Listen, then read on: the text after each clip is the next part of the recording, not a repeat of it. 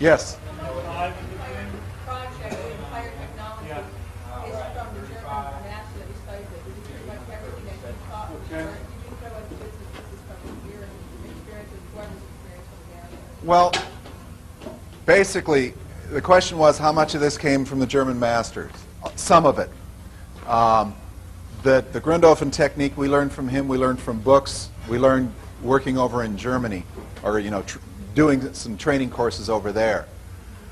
But a lot of it is melting pot. It's the American technique. The large glass door is utilized in America. It's utilized in Finland. So we use that. We studied some Russian manuals. We studied a lot of different things. And actually, Jay Jarpy, who wrote a book in New Mexico, he did about 15 installations in New Mexico in 1980.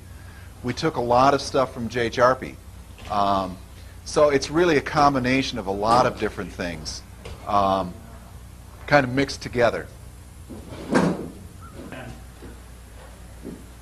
This goes on after the veneer is going up. You bring your veneer up to about here. You clay this piece onto the end, like so, and then you set your thimble and your chimney hook up right through here. If you exit out the top, it just sets on top of the lid pieces, and you can exit out the top either with a metal chimney or a masonry chimney over the top. I guess in this state, most of what you'll have to do is offset to the side. That's why it's designed with the chimney offset, so your rebar goes from the foundation to chimney top for your coat. But this unit will take the damper, the round damper. Right. We'll take the round damper. Now again, this one's being modified. It'll have little grooves in here, so the damper will inset, and you just clay the damper down into it. Then you take your metal to masonry connector and you set it on top of that. The base plate piece. It's got a flange around the outside and a threaded sleeve. You mount that into your masonry and then connect your metal insulated chimney to that.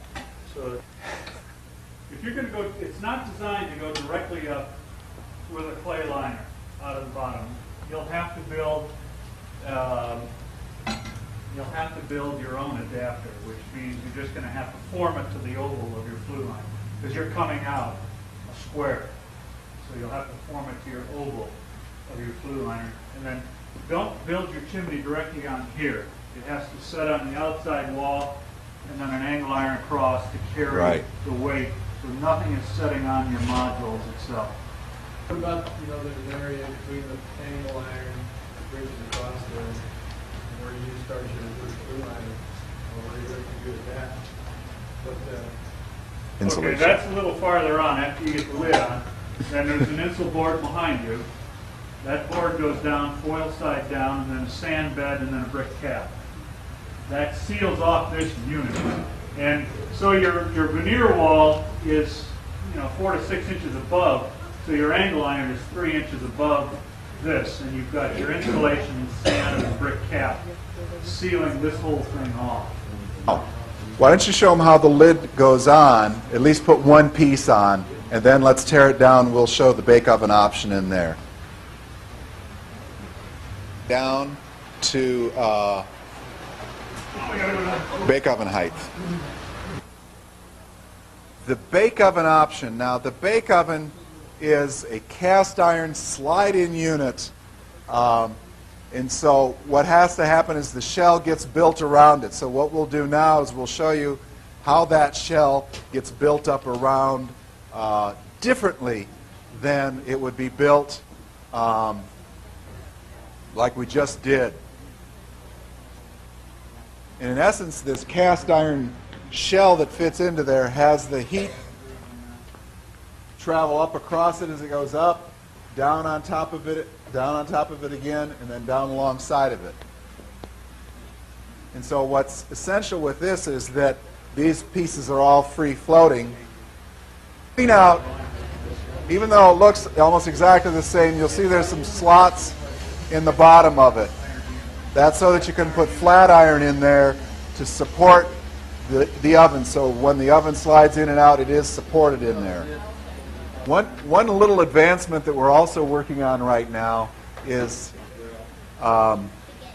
there is a unit called, now I can't remember the name of it, it's a type of generator that generates electricity from heat. And we believe that when they start producing this, we'll be able to start creating about 400 watts of electrical energy off of this stove as well.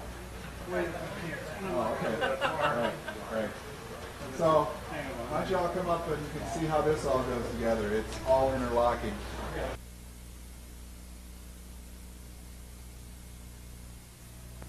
To the uninstructed stranger, it promises nothing. It has a little bit of a door which seems foolishly out of proportion to the rest of the edifice. Small-sized fuel is used and marvelously little of that. The process of firing is quick and simple. At 7:30 on a cold morning, the servant brings a small basket full of slender pine sticks and puts half of these in, lights them with a match and closes the door. They burn out in 10 or 12 minutes. He then puts in the rest and locks the door. The work is done.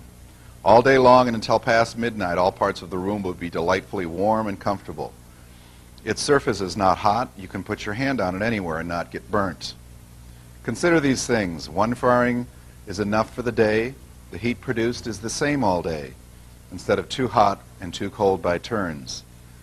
America should adopt this stove, but does America do it? No. She sticks placidly to her own fearful and wonderful inventions in the stove line. The American wood stove, of whatever breed, is a terror. It requires more attention than a baby. It has to be fed every little while. It has to be watched all the time. And for all reward, you are roasted half your time and frozen the other half. And when your wood bill comes in, you think you've been supporting a volcano. It is certainly strange that useful customs and devices do not spread from country to country with more facility and promptness than they do. This was written by Mark Twain about 1900.